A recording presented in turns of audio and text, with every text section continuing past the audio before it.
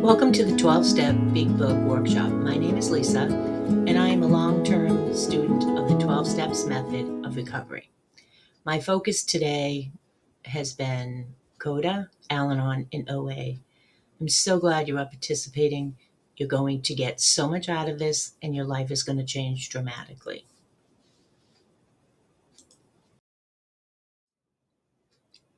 God, please help me set aside everything that I think I know about myself, my will, and you as my source of power for a new experience with myself, step two, and especially with you.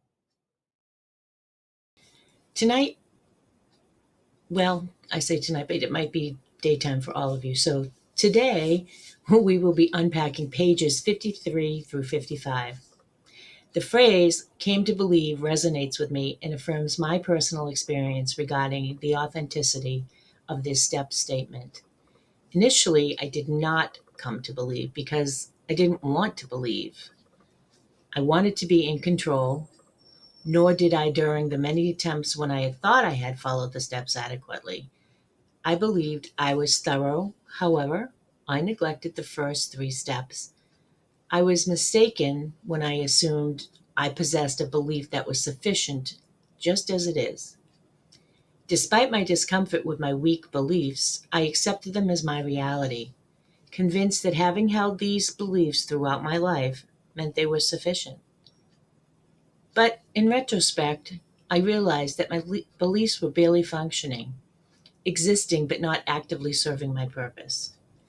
After considerable reflection, I concluded that my beliefs remained at a minimal level because I was undermining God's influence in my life.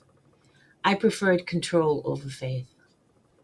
Moreover, for me, having been left to my own devices for so long, I gradually pushed God out of my life almost entirely. At times, I worried if I was an atheist, a thought that frightened me too much to accept. But it seemed better to maintain a semblance of belief, however minimal, just in case.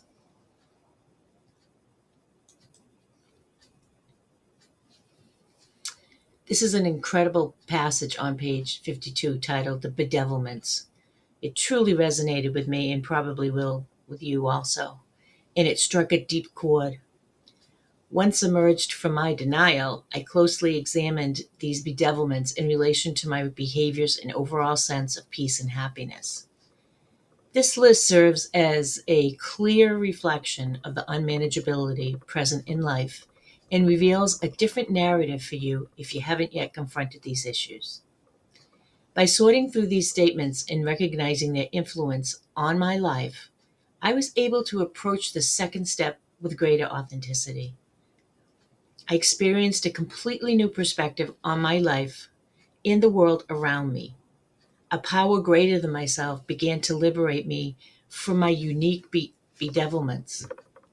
My life started to flow in ways I had never experienced before. It felt as if a dam had burst, allowing the Holy Spirit to fill the void where the bedevilments once resided. And I will read them. We were having trouble with personal relationships. We couldn't control our emotional natures. We were a prey to misery and depression. We couldn't make a living. We had a feeling of uselessness. We were full of fear. We were unhappy. We couldn't seem to be of real help to other people.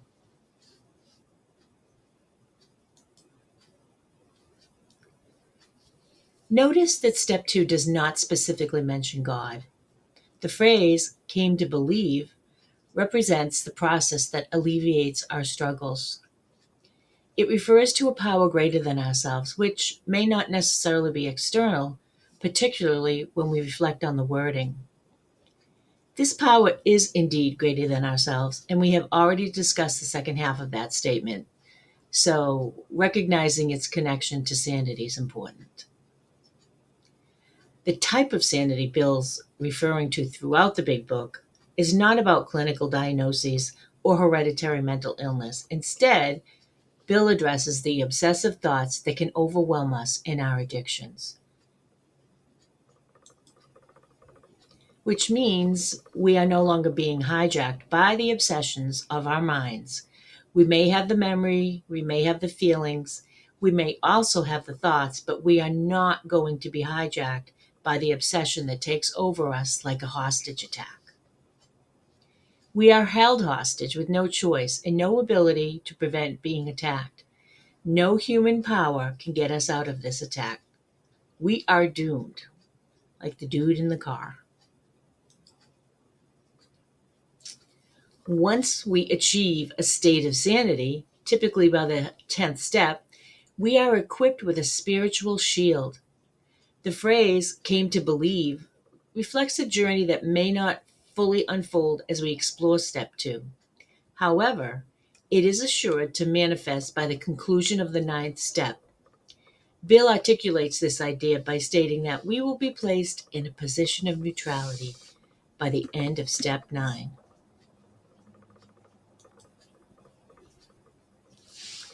Chapter 4, We Agnostics, was a brilliant plan on Bill's part. Calling it We Agnostics really jolts us right into the big question.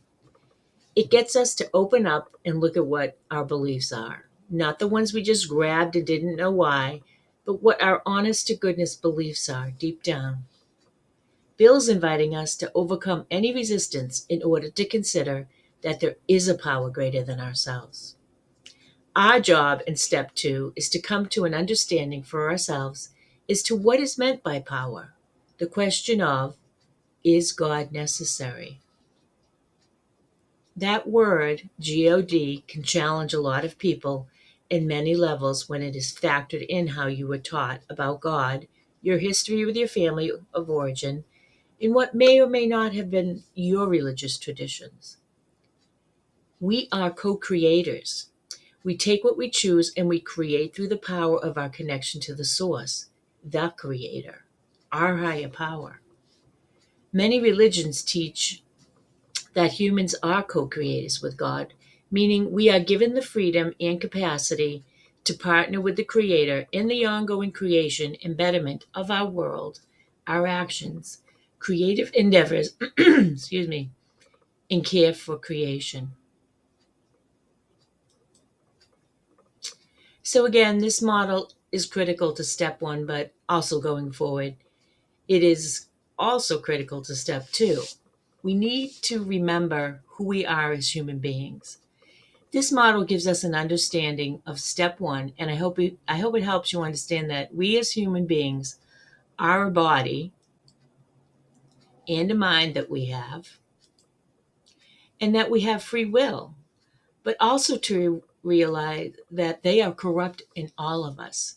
Every one of those 3 parts is corrupted, downright defective. But what makes us specifically human? Our mind and our will. What does that mean? It means we are human. We are finite, meaning I was born and I will die. We have a beginning and we have a foreseeable end. So, who am I as a human being? Being human encompasses a gigantic palette of qualities that shape our thoughts, emotions, and actions. 5 of the most important qualities of being human are consciousness, empathy, creativity, resilience, and the pursuit of meaning and purpose. I am a finite material being. A finite person is a human being with measurable limits, most notably a limited lifespan and an impermanent existence. The term finite highlights that a person has boundaries and cannot exist indefinitely.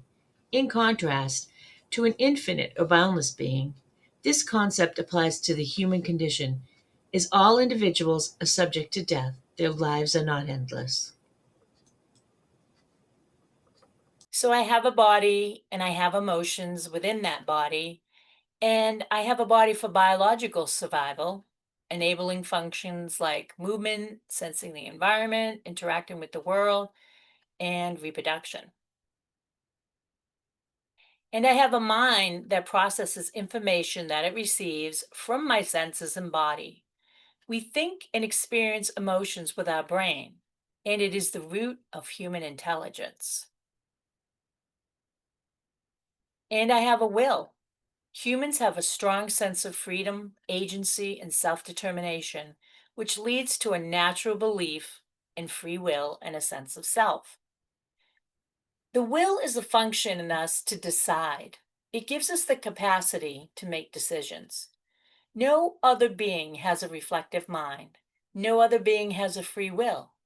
This specifically makes us human. And as we explored at depth in the first step, our mind is defective. It is subject to being hijacked by the obsession, and our will is also defective, vulnerable to the choice about myself. And in fact, without outside intervention, I will always choose myself. Selfishness, self centeredness. I am a finite created spirit, and I am sure you have heard the question: am I a human being seeking a spiritual experience, or am I a spiritual being seeking a human experience? This is a serious mind bending question, and after a considerable period of time, my final answer was that I am both. It is comparable to a coin with two sides, human on one side and spirit on the other. It is all one. There is no real distinction. It is all one. Maybe that answers which came first, the chicken or the egg. I don't know. As we enter into step two, we realize it is a decision about power. On page 47, Bill said, willingness is the key. It's the key to the spiritual arch that we walk through to a new freedom. It has been repeatedly proven among us that upon this simple cornerstone, a wonderfully effective spiritual structure can be built.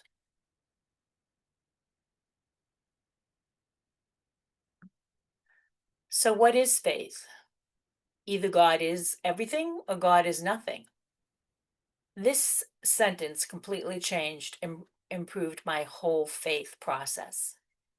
When I encountered what I thought was a crazy idea that I needed a God upgrade, I spent time and effort to process what that meant to me in my mediocre level of faith. It soon became obvious why my spiritual life was not feeling supportive and safe. This really parted the Red Seas for me. On page 53, when Bill says God is or God isn't, we are smacked in the face with a question of our faith, and I confronted myself with many questions, as I hope you are all doing the same. Faith, by most people's definition, doesn't have anything to do with the mind. It is not a thought or certitude. It is not objective, nor is it science based. Faith, by definition, is the opposite of all of that. But it can be a feeling, an emotion coming from the limbic system. But our common sense tells us that can't be possible because feelings are fleeting. They come and go. But real faith is the stability that allows us to live our lives in harmony. Father Richard Rohr gives a definition, which is faith is the acceptance of that for which there is no evidence. I think that pretty much sums it up. Bill began to introduce us to a process of faith, and he presented it as a decision on page 47. A decision to be willing to see things differently. He said, it has been repeatedly proven among us that upon this simple cornerstone, a wonderfully effective spiritual structure can be built. And that sentence has an asterisk to go to Appendix 2 on spiritual experience. On page 567, it says, quite often, friends of the newcomer are aware of the difference long before he is himself. He finally realizes that he has undergone a profound alteration in his reaction to life, that such a change could hardly have been brought about by himself alone. It is not a decision about addiction, and it is not about my free will or spiritual malady. It is a decision that Bill lays out so simply in black and white on page 53. God is or God isn't, and what is my choice? Power is or power isn't. What is my choice? It doesn't matter what name we use or what word. It doesn't matter what religion we follow or even if we follow. This power is separate from all teachings. It is internal, not external. It's not in a church, a building, or a clearing in the forest, although these places can certainly enhance the presence we feel. Our connection to our source, our power, we are plugged in. We can go anywhere as we are charged up. God is or God isn't. What is your choice? So once I make the decision that God is, my mind then says, well, that is pretty reasonable given that if there is no power other than my own power, which hasn't worked for me all my life, if there is no power greater than my own power, then there is no solution to my addiction problem in my life and my reality problems. So my mind is going to accept that this is my belief. My definition of faith is an act of the will to take a step back and allow me to let go of my control. And my definition of belief is accepting that decision as my reality. I don't have any proof and I don't need confirmation from anyone because it is all inside of me. It is my personal belief that solitarily works for me. If I were to express my faith to someone, they likely wouldn't resonate with my model. And I don't have any evidence for it because it's all inside. But within myself, I have many events that strengthen my faith. Father Rohr says, faith is the acceptance of that for which there is no evidence, and once we accept it, the evidence appears. Brilliant, because I made the decision, I accepted it, and then I acted as if it was true. Once I see it as truth, it grows exponentially and shows up everywhere, and I see it in everything. And that is how my faith works. And this is my way of life. I accept that my Creator is there. That doesn't mean I get my way, it means I am supported. Whereas before my alignment, I was waiting for proof, and that proof meant things went my way. So when they didn't end with my wishes, my doubt would intensify. Richard Rohr says, only God in you can know God.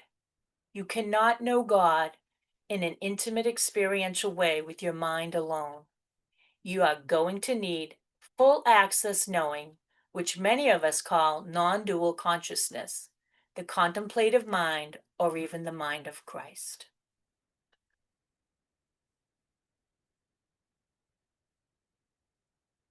Five characteristics of faith include belief, hope, action, meaning works, obedience, and commitment to a higher power. Faith involves believing in something unseen, often a divine promise or entity, which leads to hopeful anticipation and can manifest as outward actions, expressions of loyalty, or willingness to follow divine guidance, even without complete understanding. Key characteristics of faith are belief. Faith begins with a deep-seated belief in something or someone, often a divine being or sacred text, that is not empirically proven. Hope.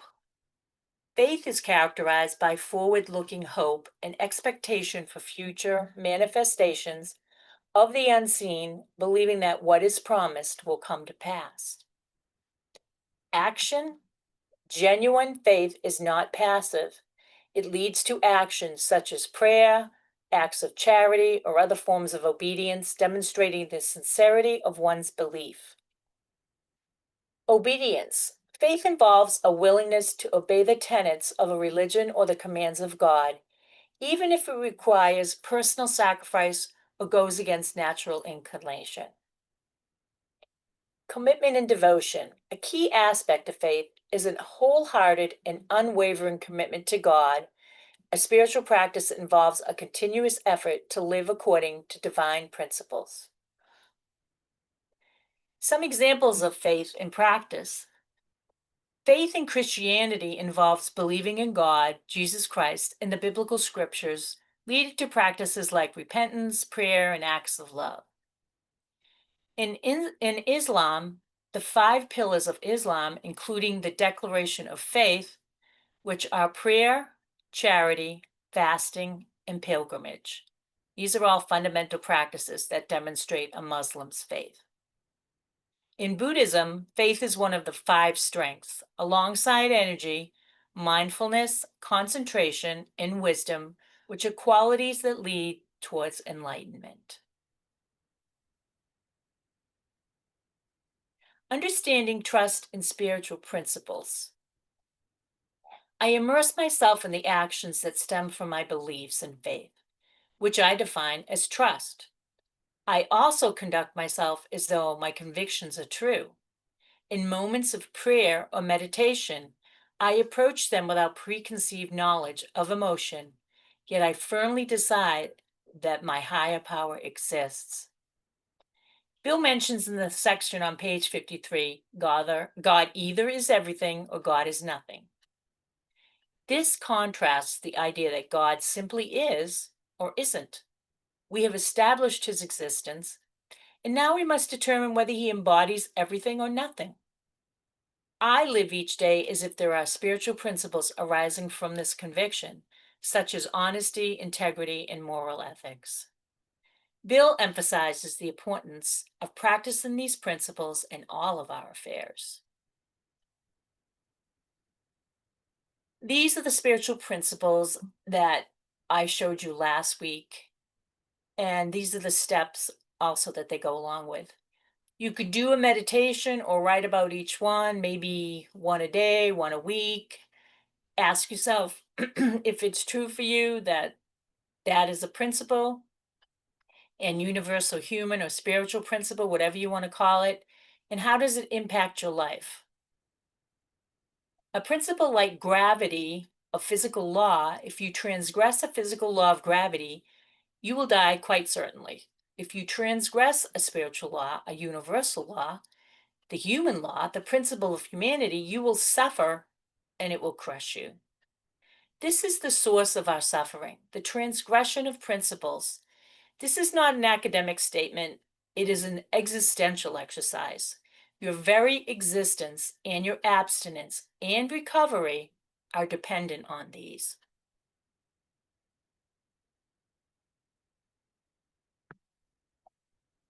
Step 2 is a decision, but here's the key. It is a decision about our concept. But what is my concept? What do you need and what do you want as a power, that which is not yourself? Greater than yourself, but what does that mean? And what do you want? Give it some thought, write about it, meditate, contemplate, whatever you want, and think about what would be on your list of what you would need and want. What makes an acorn into an oak tree? What cracks the acorn open to become a sapling oak tree like the one growing here? What is the organismic life force that directs the growth of this? We know that flowers produce seeds to produce other flowers. This is in the spirit of helping you understand the concept of power. A cat produces kittens to produce more cats. A human produces babies to populate the human race. What is this concept, this reality that we are talking about? This power that is greater than myself. This is about consciousness.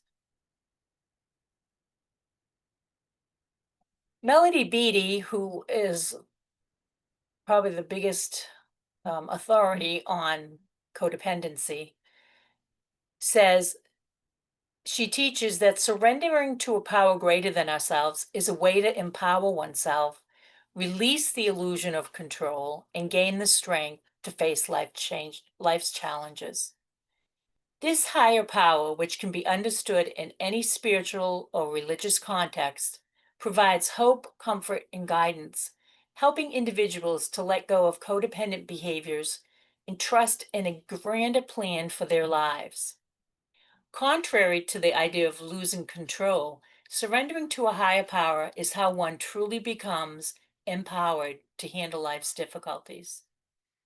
The concept helps people release the need to control others' reactions or external events, which is a hallmark of codependency. A higher power offers comfort and a sense of hope, particularly when individuals feel overwhelmed or unable to cope. Trusting in this power allows for divine guidance and helps individuals align with a larger purpose and a plan greater than they can imagine. Embracing a higher power supports self examination and growth, enabling individuals to let go of self defeating behaviors and move forward with confidence. The term higher power is intentionally vague to be inclusive of various spiritual beliefs, including agnosticism and atheism, making the concept accessible to a wider audience.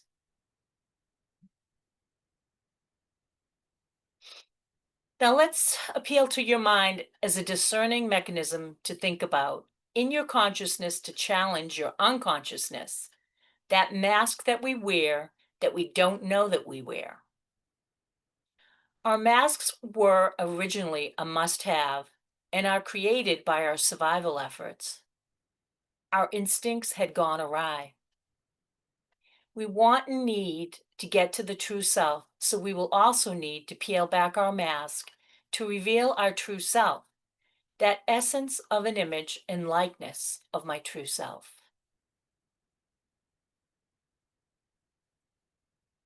Father Thomas Keating taught that our basic core of goodness is our true self, a foundation of divine light and love within us, despite the false self of ego based patterns and past traumas that can cloud our awareness. He believed that this core goodness, which is rooted in the image and likeness of God, is capable of unlimited growth and transformation, and that accepting and affirming this is a quantum leap in the spiritual journey. Father Keating was one of Herb's teachers. He was a Trappist monk with great insights into the human dilemma. He has a bunch of great videos on YouTube if you want to give him a look. Father Thomas Keating.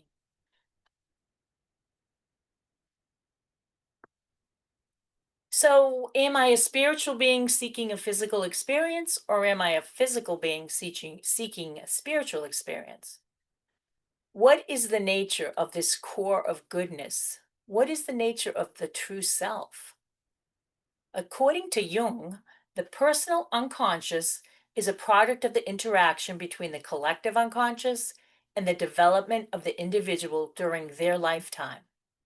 Jung's definition of the personal unconscious is as follows: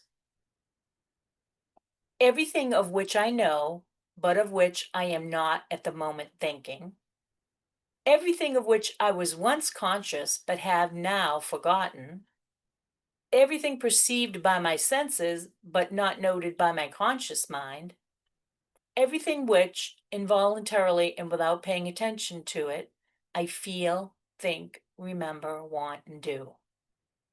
All the future things which are taking shape in me and will sometime come to consciousness.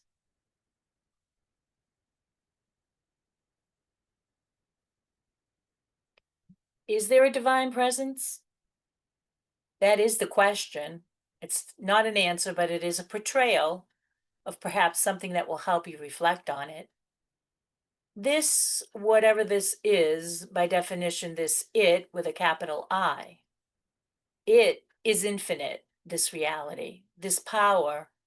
This is greater than myself, this creator with a capital C.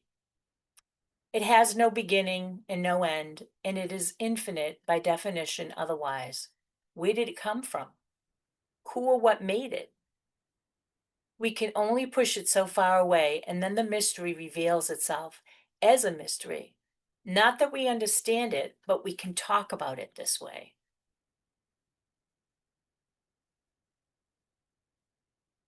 Think about a fish in water. You might even do a meditation on this. The fish doesn't know it is in the water, but we know it can't survive without being in the water. The fish is not the water, but it is completely dependent on the water for its survival. Not being in the water would be catastrophic for the fish. This is a powerful metaphor for the power. It has its limitations, though, because it implies the fish and the water are two elements that are separate and independent of each other, which we know is not true, at least in the fish's case. It was a great metaphor about the fish, about limitation. It implies the fish and the water are two elements that are separate and independent. Instead, let's think about the ocean, and there's a storm in the ocean with lots of huge waves. And then we imagine this one wave coming in that is a real doozy. It came rolling out of nowhere and it rises above the ocean and reaches nearly 100 feet. It lasts for 2 weeks, rolling across the ocean.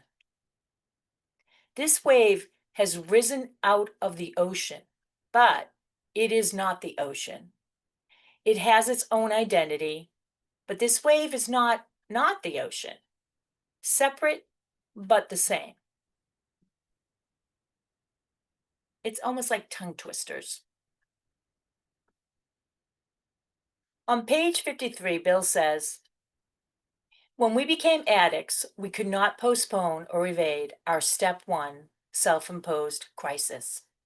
We had to fearlessly face the proposition that either God is everything or else God is nothing. God either is or God isn't. What is our choice? We were slammed by this statement with a question of faith, our faith.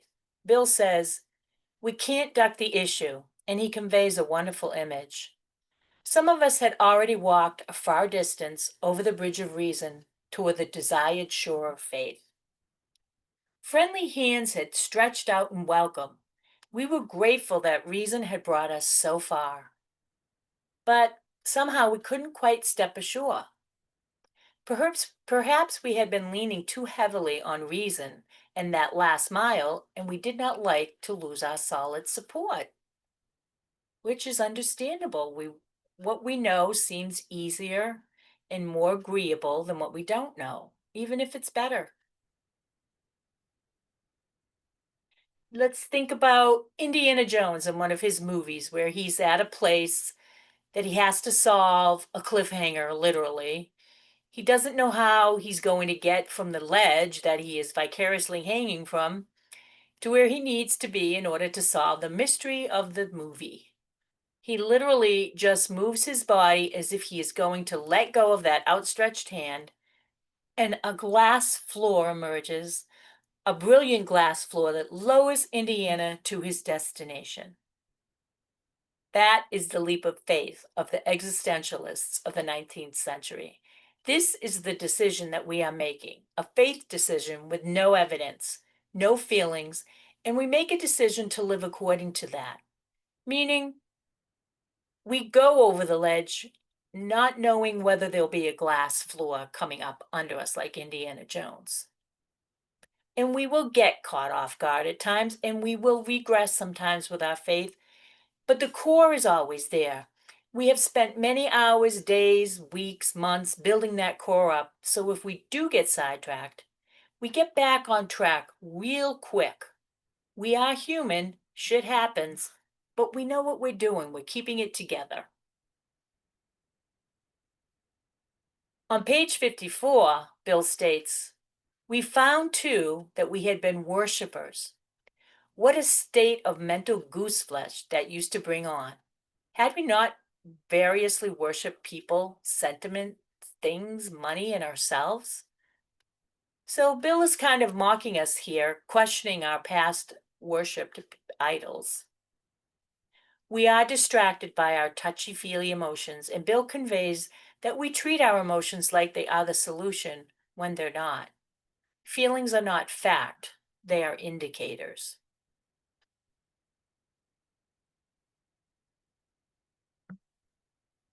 Bill then says, and then with a better motive, had we not worshipfully beheld the sunset, the sea, or a flower? Who of us had not loved somebody? How much did these feelings, these loves, these worships have to do with pure reason? His reply, little or nothing, we saw at last. Were not these things the tissue out of which our lives were constructed? Especially for us addicts. Did not these feelings, after all, determine the course of our existence? That is a big amen. We get caught up in our emotions and believe they are fact, which they are not. Emotions are unconscious, universal, physiological, and biological responses to stimuli, while feelings are the conscious, subjective experiences and interpretations of those emotions. Emotions are the body's chemical reaction, while feelings are the mental labels and personal narratives we attach to those sensations, making them unique to each individual and are influenced by their environment, memories, and beliefs.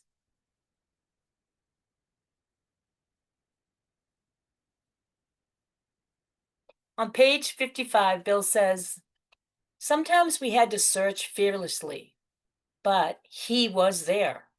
He was as much a fact as we were. We found the great reality deep down within us. And the last analysis, it is only there that he may be found. It was so with us. This is an important passage on page 55. We can only clear the ground a bit. If our testimony helps sweep away prejudice, enables you to think honestly, encourages you to search diligently within yourself, then if you wish, you can join us on the broad highway. With this attitude, you cannot fail. The consciousness of your belief is sure to come to you. So we are now empowered to manage our lives, finances, work, and relationships. We are no longer being dominated by our bedevilments.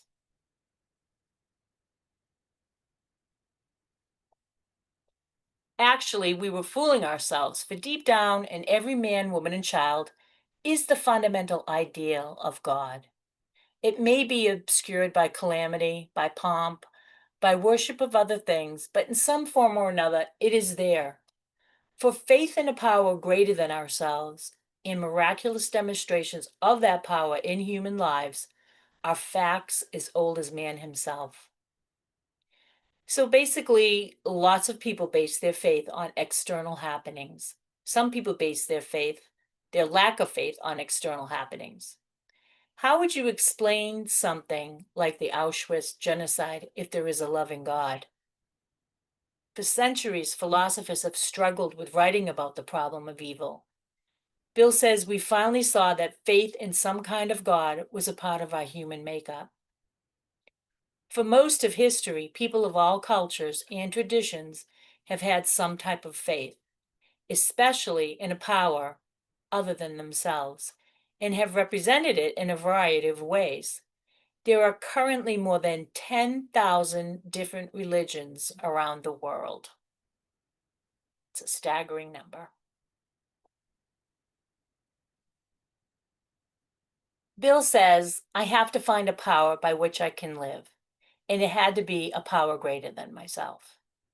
Notice it says, by which we could live, not by which I can deal effectively with my addiction, but by which I could live, meaning to manage my life, to be empowered, to deal with reality as reality is. Which leads to Bill saying, obviously, but where and how will we define this power? There are actually two questions presented here. One is where, and the second one is how. If you skip to page 55, Bill answers this question. He says, we finally saw that faith in some kind of God was a part of our makeup, just as the feeling we have for a friend. Sometimes we had to search fearlessly, but he was there. So Bill telling us the how to find God, he says we have to search fearlessly. So that's the how. He was as much a fact as we were. We found the great reality deep down within us. And that's Bill's answer to the question above of where. And his answer is deep down within us. So, how simple? Where and how are right here sitting with us. But then Bill really nails it. He doesn't leave it there as being deep down within us. He says, in the last analysis, it is only there that he may be found. It was so with us. So all the searching, questioning, reading, watching, and talking, this is where we end up. Back at the beginning, ironic if you ask me, the answer to the questions of where and how to find the source, and now he is going to repeat similar words, different instructions. We can only clear the ground a bit if our testimony helps sweep away prejudice. Bill is reflecting the set-aside prayer here and the new set-aside mindset. He says, our testimony enables you to think honestly.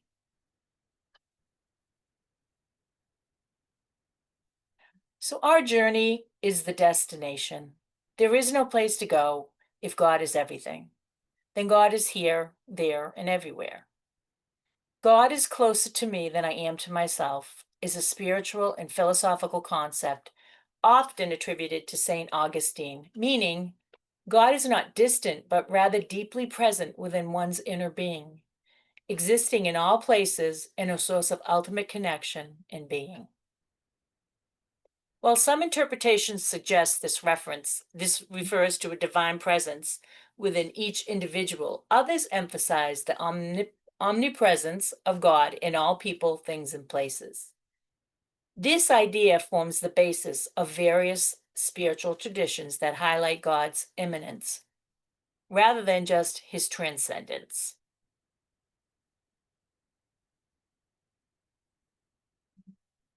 Bill says, then, if you wish, you can join us on the broad highway. With this attitude, you cannot fail. But what attitude is Bill talking about? Does he mean search fearlessly, think honestly, search diligently? Two functions of our will, one function of our mind. Search diligently, search fearlessly are the acts of my will. To take action, think honestly, an act of my mind, to be transparent, to be courageous in everything. You cannot fail. Bill then says, the consciousness of your belief is sure to come to you. When you have a chance, look at the promises on page 75. Bill says there, we feel we are on the broad highway, walking hand in hand with the spirit of the universe. I love that. We are now in a partnership. There is a collaboration and a cooperation, and most importantly, communication. We are ready to co-create.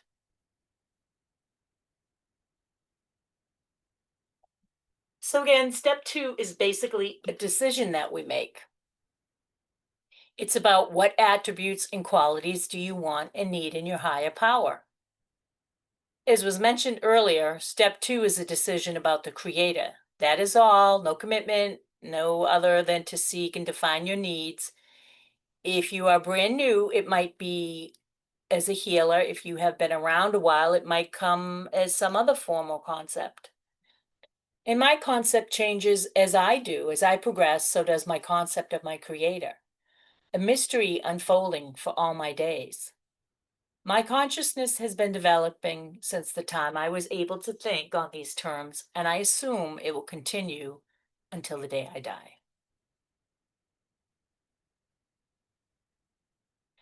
Thomas Merton's ideas on God, refined through decades of contemplative prayer and interfaith dialogue, evolved from a traditional Christian framework into a profound mystical understanding of God's universal presence.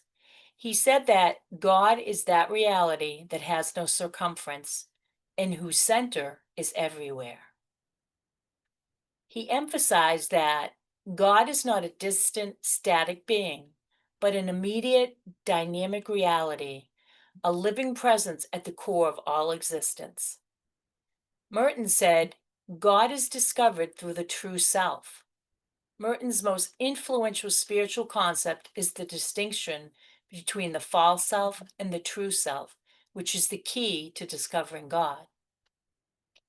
The false self is the ego, the fabricated identity built on superficial desires, social achievements, and attachments to the material world. Its pursuit inevitably leads to emptiness and pain. The true self is our authentic, higher power created identity, hidden deep within us. It is the soul the Creator has loved for all eternity. The path to God is not an external journey, but an internal one of self discovery. By letting go of the false self, we allow God to reveal the true self. And in that process, we discover God's indwelling presence.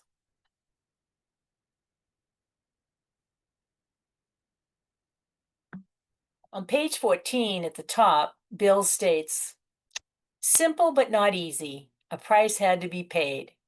And the price Bill is referring to in this passage is the destruction of self centeredness, which means we will have to surrender our ego driven existence.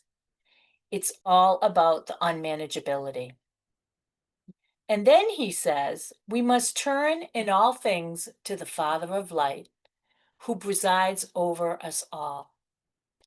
This is Bill's concept and invitation to transcendence.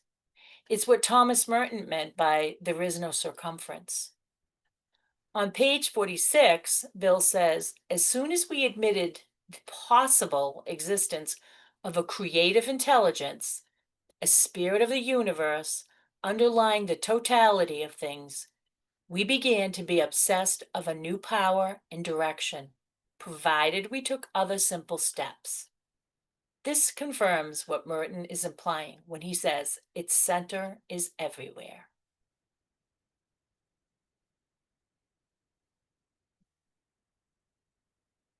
These are beyond our ability to comprehend. We are not at the level that the Creator is. I have a connection to what is my truth today, but I can't back it up factually or scientifically, and I try not to go there in my questioning. That is not living in faith, that is living in my fears. I try on a daily basis to elevate my consciousness and awareness to the immenseness of the universe. As Thomas Merton said, reality has no circumference and its center is everywhere because our higher power doesn't come and go. There is no absence and therefore no presence of God. This is why Bill wonderfully directs us in step 11 to improve our conscious contact. And in step 2, we are establishing conscious contact perhaps for the first time. And then in step 3, we are making a decision to have a conscious relationship with that contact. So this is a model of reality. Transcendence is the circle that encompasses all of reality. The triangle is the human being, each individual, and we are all encompassed in that triangle. But the spirit is hidden deep down inside of all of us. And that is the immanence. The spirit is all around us. Bill said we can find this power deep down inside of us when we search diligently and we search fearlessly. And when we think honestly with this attitude, we cannot fail. The consciousness of your belief is sure to come.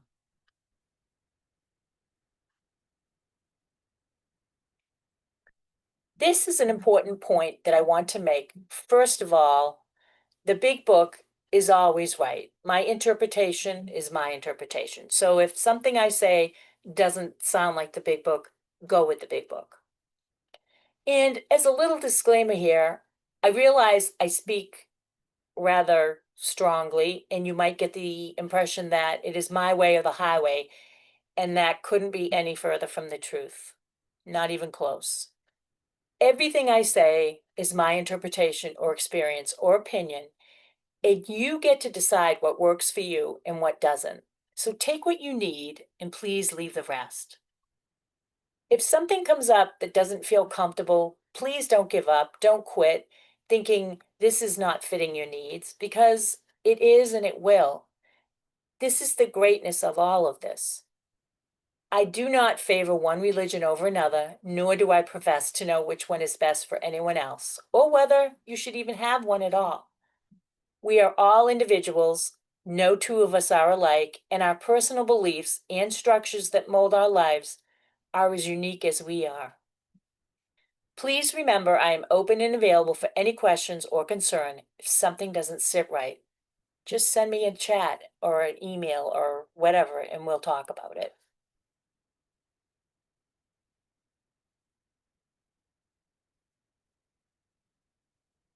So that is the end of the PowerPoint. And I hope you all got something out of that. Maybe there's a few questions or comments or anything that might be on your mind. I just wanted to say thank you, Lisa. That was wonderful. Thank you, Susan. Got a lot out of it. Good. I'm glad. Thank you. Lisa, I want to thank you too. That was wonderful. Hi, Carol. Thank you. It makes things so much clearer to me. So much clearer. Thank you. That's what I'm trying to do. Just make things clearer. I'm like I said in the last PowerPoint, I'm not trying to put anything in anyone's head or dispute anyone's beliefs or anything. I just want people to be willing and to be willing to be open more than anything. Yeah. Thanks, Carol. Hi, Cesar. Hey, Lisa. I know I've asked you this before, but can you tell me again what does conscious mean exactly? Conscious contact. What does the conscious part mean? Well, because we're consciousness, we can't physically connect with our higher power, so to speak, even though our consciousness does go with our physical body, our physicality. Consciousness is beyond our physical body. It's our spiritual part of our body.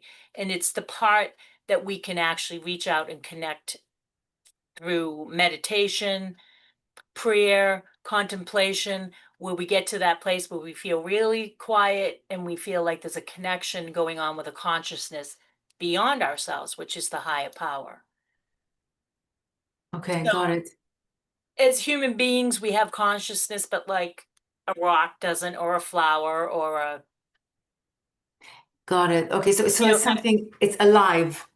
it's a yes, yes, because God is a consciousness and we're a part of God. So because we are the same consciousness, like the wave in the ocean, because we're the same consciousness, we have the same wavelength. But the wave isn't the whole ocean, as we're not all of God, but we're all connected to God through our consciousness. Because there is no physical God that Yeah. we know of, or that we've verified or seen.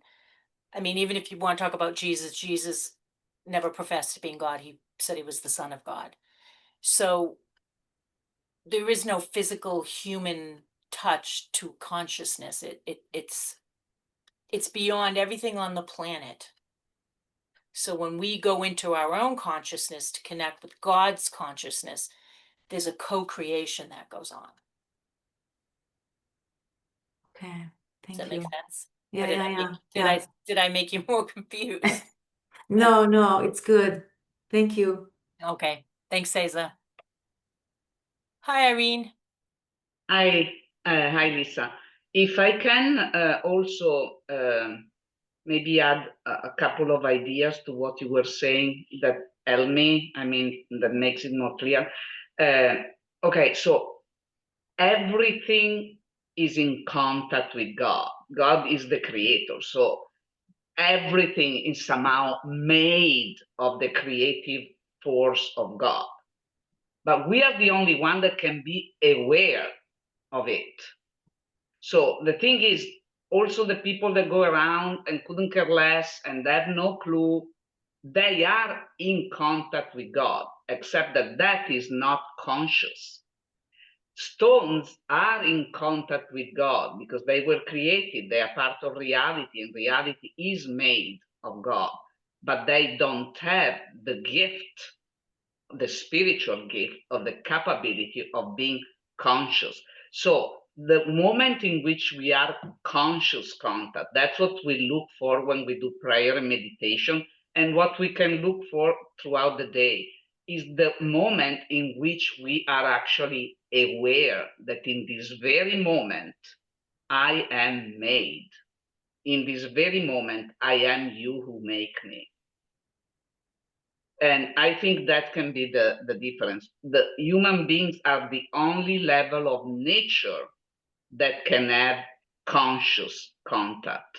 That's a very specific gift, the spiritual gift that was given to the human being.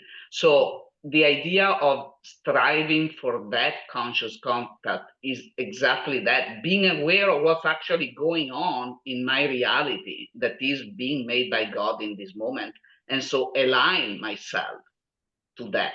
But if I don't have this consciousness, all that is happening, and I am not aware. I'm still, surrounded and supported and made by God this very instant. I'm still made.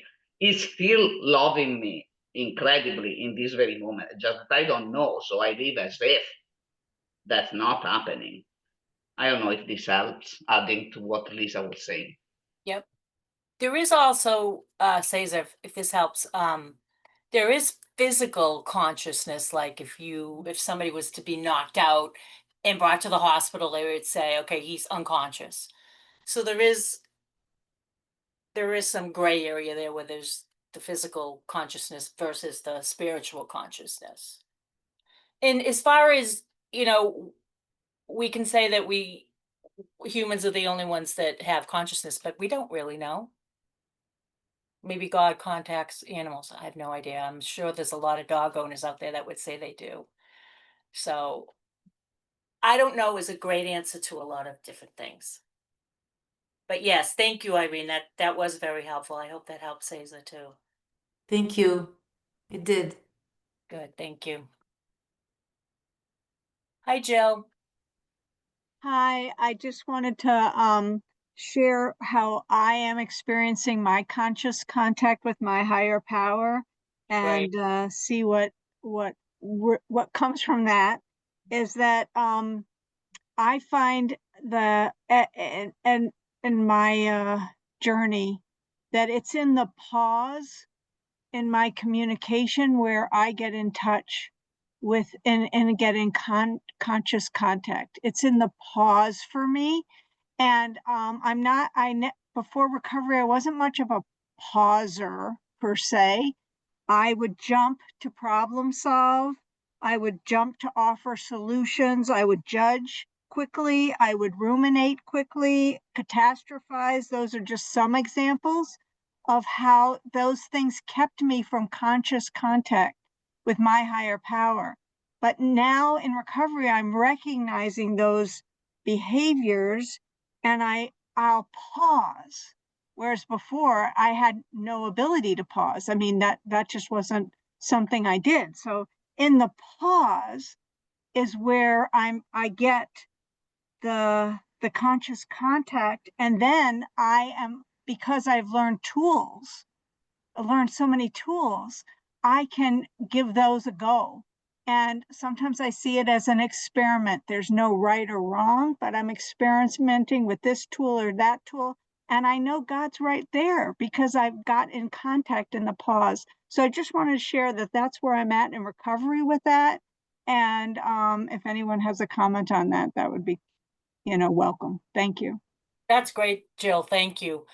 There are, I can't say who the quote is by, but there is somebody that says that God is the presence between the words, meaning when you take a breath between each word, that's where God lives, like in between your words, which is kind of more about the consciousness.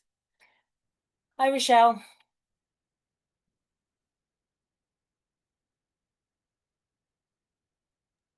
Well, I've gotten so much out of today, and I also wanted to thank Irene and Jill. Uh, I got a lot out of what they just said. Um, I I spent the weekend with my college roommate and her husband were in town, and I found it kind of stressful.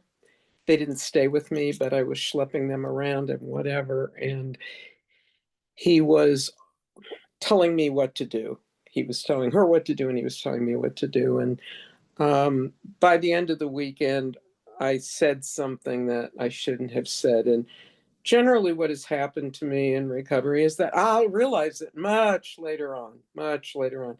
But as I was saying the words, which was totally my ego, totally, um, I realized you're going to have to make an amends. You're going to have to make an amends, and you don't get to make an amends with the word but in them. Like, I'm sorry, but I did this because you did this. And so I immediately, they were already on a plane, and I immediately sent a text and apologized for what I had done and whatever. But normally before this, I would be pissed off about having to make an amends, and I would want to include the but and justify not doing it because what he had done was so much worse than what I said, and it doesn't work that way. And this whole idea of the pause that Jill just talked about. Oh, if I could absorb that, if there was liquid pause that I could take into my body, I would be a lot better off. So this has just been another tremendous session. Thank you. Thank you, Rochelle.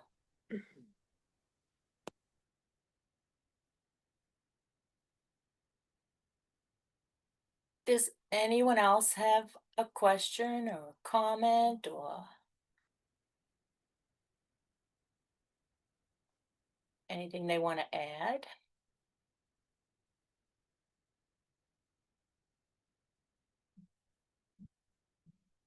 I can close unless somebody, I don't want to close if somebody has a question. This is the really important part of the 12 steps, because when you get to the place where you understand that God is everything, or what your God is, that's when things begin to flow.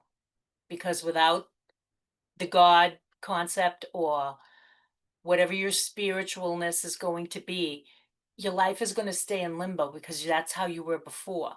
So once you get to that place where you really find that higher power, you don't even have to do anything. It's just going to start happening. So this is where the work is. This is where you got to put your energy to, is the first 3 steps, really grasping what your higher power is. Because once you do, that's when your life is going to take off in ways that you would not have imagined could happen. Hi, Mark. Yeah, hi. Yeah, I didn't have so much a question as more of a comment that I kind of like. I've always been like a believer and to be and sort of have had a fixed kind of structure outside of the program. But I because my whole purpose is to go deeper, I kind of looked at it. And when I went through We Agnostics, I think again this week, or maybe it was 2 times, I don't remember. I was kind of looking at it just in, even that kind of question, and it's something that I saw also, when I first came in with my first addiction, but just the idea that there actually is sort of like actually hope of recovery, that God would actually bring me to some kind of manageability having God in my life, if that makes sense. So not the idea, I don't have any confusion about there being a higher power or even like a creator of the known universe, yada yada, but that this addiction I'm working on, that he could like bring me to some manageability around that. I When I looked at it like that, I did identify in more with the chapter, if that makes sense, because I could see like, I think he can help me with this other addiction over here, but I don't think he can help me with this. Why is that? You know what I mean? Why do I think I need to hold on to this one? And figure, and so that kind of came up over and over, not necessarily from my writing, but when I was like looking, um, especially like the second time going for the chapter, I tried to kind of like look at it, and I was like, that's kind of interesting, because like I say I believe, but I don't think he can handle this. Why would I think that? Why would I think that I need to fix this money stuff myself, this time stuff myself, that he can't handle that? So it was kind of like a profound kind of thing, but it was sort of like what it says in the end of the book, like that gradual kind of thing. So it wasn't like a white light thing. It was just sort of like, why would you think that he can't handle that? You know, like what kind of like, do you really think he's like a Bush League hitter? Right. And that's a line from the 12 and 12. But why do you think he's like a Bush League hitter? You know, so yeah. That's fantastic. Thank you, Mark. Yeah, and I think that we all struggle with that. We don't realize that the God that we choose as our higher power, or whatever we choose, just isn't equipped to do what we think it needs to do. But then, of course, we get to think we're still in control. So that's why Bill says it's got to be all or nothing. Because as long as there's that little crack in our higher power, we're going to stick our thumb in there and we're going to wedge it open so that we can control our lives again. So that's the importance of either the God upgrade or understanding your God, or at the very least, coming to the conclusion that God is everything. Because once that happens, we are no longer in control. And that's the key. Kristen. Hey, everybody. Kristen. Hey, I just wanted to just kind of show up and claim my seat and really just, share with everybody. Really appreciate everyone coming, appreciate your teaching. And I know that, the higher power thing, I've been in program for many, many years, and it's always been, the most challenging part because I wasn't raised with faith at all. And, it's just been this process of what does higher power look like for me. And even now, I don't have I guess the idea like that there is this entity God that has this plan that can do these things in my life. But I do feel like this idea of God is in the pause, and it's almost that consciousness of like, if I'm being, it's like if my consciousness is driven by my head, which is usually fear-based, or it's driven by my heart, which is, and I guess so much of the program, language of the heart, and that it's love and tolerance. And, there's so much about kindness and about love. And, and I guess I just look at the fellowship and why it has just made miracles happen. And it's really in that idea of love and kindness and compassion. And so, I mean, it's just, life has just been very challenging. I know it is for all of us. And, I've just, with my health especially, it's just been squeezing me so badly lately. And it's those times, when I always think, it should be my default, right, to go to higher power. But when those fear voices just like scream at me, it's amazing how quickly I can get into just feeling so like defensive, like it's Kristen against the world and I got to figure this out, Yeah. And what just helps me is just to try to like take that pause, put my hand on my heart, and just try to say, okay, Kristen, can I see this through love? Can I see this through self-compassion? Can I not take this personally? Because sometimes too, I have a progressive illness that, is just getting worse and worse and worse over time. And I just see my life getting smaller. And so it really tests my faith. If there's this all loving God that makes everything better, and my life has changed in so many ways, as far as in the world of the spirit, in the world of my relationships, but in the world of form and a lot of things, that do affect things. I'm in chronic pain all the time and I don't sleep. And, those things that just wear on you. It's like one of the prayers, I guess I say to the universe And I've told my husband from day one is that my biggest fear is that I would not be able to walk this path with grace, that I would not be able to continue to live my principles and be the person I want to be. Because when you just get squeezed and squeezed and squeezed, like you hit the wall. And I just have to keep trusting. It's like I have to pull it back and in the moment and just keep saying, okay, help me stay in my heart. Help me be kind. Help me get out of myself and help others, and I sponsor in 2 different programs and, but boy, those times when I really get squeezed, it's still, I wish I had one of these faiths where it's like, oh, God's going to take care of me and everything's going to be wonderful. And it's just like, man, that's just not been my experience. So it's like, how do we find that inner resource, that they talk about in the big book, that inner resource that, I guess that, yeah, having that trust and faith is really hard. And so I'd love, just feedback from you or anybody on those times when, people die. People is like, you have cancer. No, you're not the lucky one that gets to go in remission.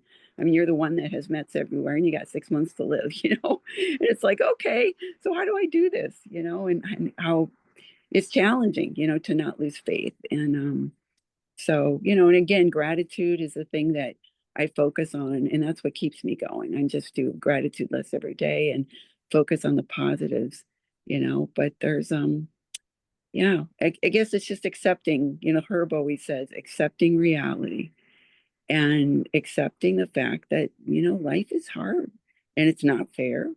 And there are times, that compare and despair.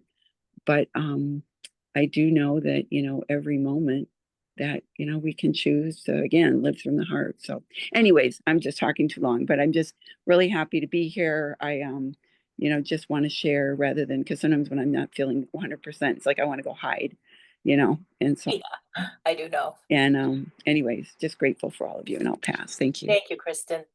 That is a big question that people have, how can this happen or that happen if there's this God and I believe in it and I'm experiencing what I'm experiencing. And the thing is, we don't have the answer because God is a mystery, really, at the end of the day. No matter what we think we know, it's still going to be a mystery. And we don't have the answers as to why we feel the way we feel or life's going the way it's going. What we do have is the faith that whatever life is going to throw at me, I'm going to have the support of my higher power. Because we can't determine whether we get cancer or somebody dies or the car breaks down or, make the laundry list. We all have one. But the only thing we can choose is what we're going to do within ourselves, which is to connect with our higher power, that conscious contact, so that we can at least feel like we have the support of the universal creator. So yeah, this crap is happening, but I have my creative force with me. And if there's something that we need to do together, my higher power will let me know. And if there isn't, then I just accept whatever's in front of me because I can't change what I can't change. And yeah, sometimes that really sucks, but that's part of life. And we can't fight what we can't fight. So hang in there, Kristen, and I hope you feel better. And just know that it isn't personal, and there is a randomness to this existence, and a lot of it is also um, we have free will. Whatever we've done might have led up to this, or our genetics, or we don't know. It's just there's a bunch of stuff there. But we don't look at that. We just look at our, we can get really caught up in that crap, but we pull ourselves up and we say, I'm going to make a conscious contact with my higher power right now because that's all I can do with what's going on. And sometimes that's just enough, just to make that, sit down, get quiet, contemplate or meditate or put on the right music and just feel the presence of your higher power and know that that's really all you need at the end of the day. But thanks for sharing, Kristen. Hi, Sarah. Oh, hi, Kristen. easier. I just wanted to also just make a comment to say thank you. I've made a lot of changes since I came into program, and how my